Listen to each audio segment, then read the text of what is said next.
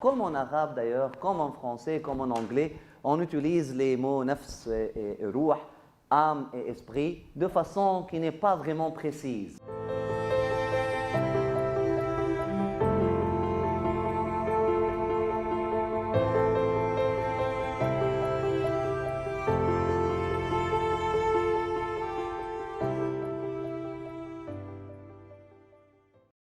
L'âme, c'est nafs. Chacun a une âme. Hein? D'ailleurs, en français, on dit combien d'âmes il y a dans cette salle-là. Hein? On peut le dire. Hein? Nasama, âme, c'est nafs. Hein? Esprit, lorsqu'on parle de l'esprit, on parle de ruh. Notre ruh, maintenant, si on peut faire cette comparaison maintenant, ton âme, ton nafs ou ton ego, ou ton existence, ou ta perception humaine, ta perception que tu es indépendant d'Allah subhanahu wa ta'ala, هذا نسميه النفس. Hein? النفس, elle aspire à elle-même. النفس, elle se regarde. C'est comme cette princesse-là dans les contes, elle se regarde toujours dans le miroir qui est plus beau que moi, qui est plus belle que moi. هذا النفس. Hein? On dit, il se regarde نفسه. يشوف في نفسه. النفس. نفسي. Hein? هذا النفس. نفس, elle, son focus, son attention, c'est le moi. Ruh, son focus, c'est lui, هو, subhanahu wa ta'ala. C'est pas le moi. Son attention, c'est هذا الروح. الروح, elle veut aller à Allah subhanahu wa ta'ala. Maintenant, lorsque l'âme, on purifie l'âme, on ne dit pas lorsqu'on purifie l'âme, lorsqu'on purifie le nafs.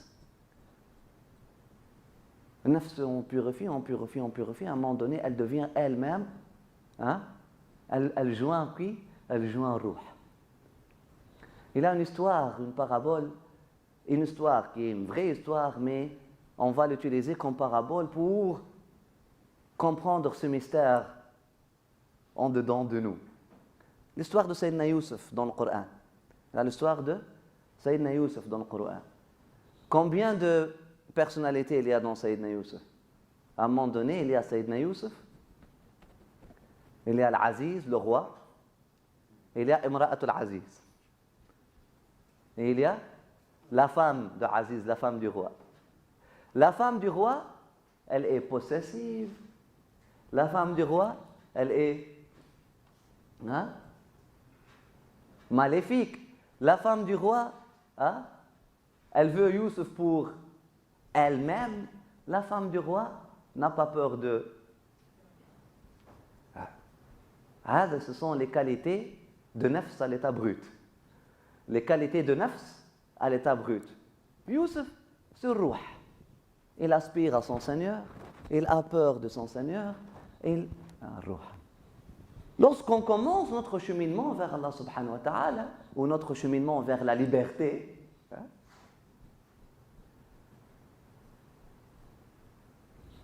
qui est sur le trône? Qui est assis sur le trône? L'Aziz, le roi, c'est le cœur. Mais ce cœur-là, lorsqu'on lit sur le Youssef, ce cœur-là, il voit la vérité, mais il décide de suivre.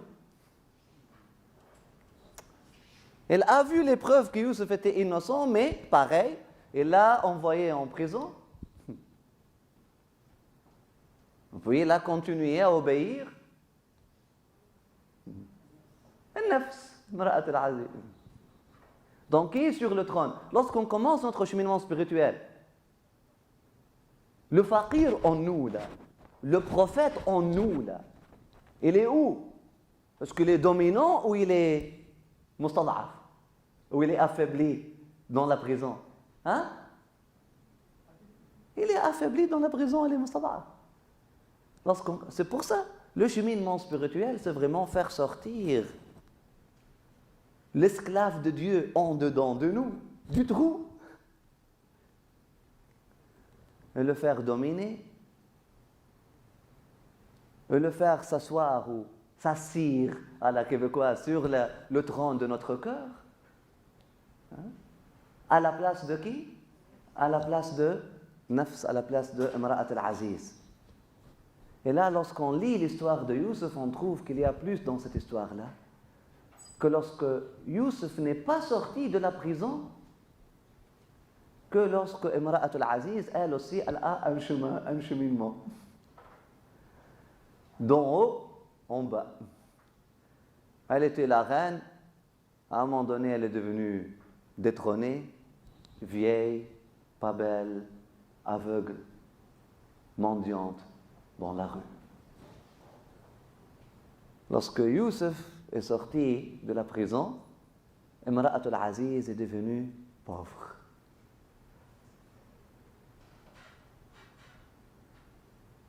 Là,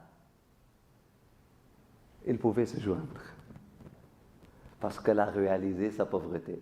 Là, Nafs et Ruh se rencontrent. Et là, lorsque Nafs a perdu ses qualités d'arrogance, etc., elle a compris comment aimer Youssef pour Allah, pas pour elle-même. C'est dans ton cheminement spirituel, ton Nafs va comprendre comment t'aimer toi pour Allah, pas pour toi-même. Donc, ce n'est pas le narcissisme, non, c'est une autre affaire. C'est aimer toi, c'est aimer le serviteur de Dieu en toi, c'est aimer le prophète en toi, c'est aimer... Hein? Et là, tu te regardes avec des yeux différents, avec un regard différent. Tu ne regardes pas toi en toi, tu regardes lui en toi. Imra'at al-Aziz, lorsque Sayyidina Youssef l'a retrouvé, et là l'histoire, Rasulullah sallallahu alayhi wa sallam continue l'histoire dans le hadith, il a prié à Allah subhanahu wa ta'ala pour qu'elle devienne jeune encore. Et puis lorsque il l'a épousée, la nuit des noces, il est rentré, elle était dans son mihrab, en train de faire ibad, en train de faire la dua à Allah subhanahu wa ta'ala. Elle ne lui a même pas donné la permission de rentrer. Elle est devenue dans un état spirituel, et c'est ça le cheminement de Nafs. Elle commence arrogante, possessive, dominante. Elle veut s'accaparer même des bonnes qualités en nous, qui sont le secret d'Allah, qui sont Youssef, qui sont le prophète en nous. Elle veut même dominer le prophète en nous. Ajab. Elle monte le roi en nous, elle domine le roi en nous. Elle prend la décision à la place du roi en nous.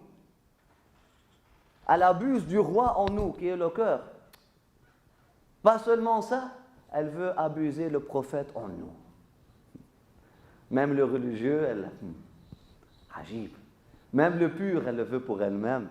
Et c'est ça, on embarque dans l'expérience religieuse. Là, notre ego, au début, il n'aime pas la prière, il n'aime pas le jeûne, il n'aime pas le hajj, il n'aime pas donner, il n'aime pas faire les bonnes choses. Mais lorsqu'on commence à donner, ah non, c'est à moi là. Agis. Je veux pas pour Allah, pour elle-même. Alors que ces choses-là, c'est pour Allah, ça c'est Youssef. Le nafs, Imra'at al-Aziz, elle était amoureuse de Youssef pour les mauvaises raisons. Elle a voulu dominer Youssef, elle a voulu abuser Youssef, elle voyait la beauté de Youssef, mais elle n'a pas compris qu'est-ce que cela veut dire beauté.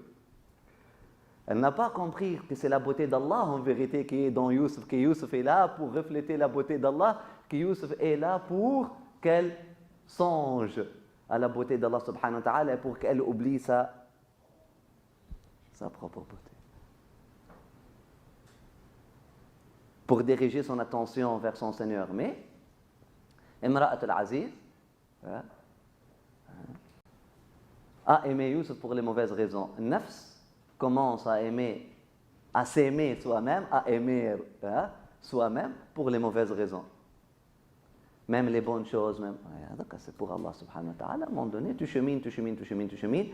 Bi'izlal nafs, en humiliant ton nafs, en humiliant ton ego pour Allah subhanahu wa ta'ala. Jusqu'à ce que ton ego devienne vieux, aveugle, affaibli. Et là, ton ego va découvrir, je suis pauvre. Je suis dépendant. Et là, tu vas te regarder pour de vrai, tu vas trouver ton esprit. Hein? Mais dans le langage, on utilise ces mots-là, comme en arabe d'ailleurs, comme en français, comme en anglais, on utilise les mots nafs et ruh, âme et esprit, de façon qui n'est pas vraiment précise. Mais je t'ai donné cette définition-là, je t'ai donné cette histoire-là pour ne pas oublier. Et puis, si vous voulez imaginer c'est quoi la relation entre nafs et ruh, ou entre âme et esprit, rappelez-vous de l'histoire de cœur et qalb qui est au milieu là, qui est l'arbitre entre nafs et ruh. Hein, c'est l'histoire de Sayyidina Youssef, ayyuha Siddiq. Et là, vers la fin de ton cheminement spirituel, ton Siddiq, le Siddiq au fond de toi, le prophète au fond de toi, l'ami de Dieu au fond de toi, parce que chacun a un ami de Dieu au fond de lui, a un saint au fond de lui, a un prophète au fond de lui, a un Siddiq au fond de lui. Hein? Va sortir de la prison, hein? Va s'asseoir sur le arsh, sur le trône, et là, toute la famille vont venir et se prosterner à lui. C'est-à-dire, ils vont, khalas. Maintenant, ton corps, ton cerveau, tes yeux, c'est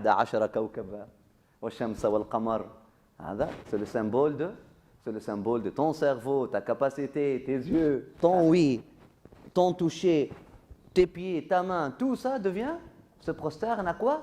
Se prosterne à la vérité de Dieu en toi. Se prosterne, c'est-à-dire, ils vont suivre Aslamtu ma'a Sulayman ala Rabbil Alamin. Et c'est ça la vérité de l'islam qui s'appelle Ihsan. Et là, tu deviens tout pour Allah subhanahu wa ta'ala. Tu deviens pour vrai pour Allah subhanahu wa ta'ala. Ça, c'est la fin du cheminement spirituel.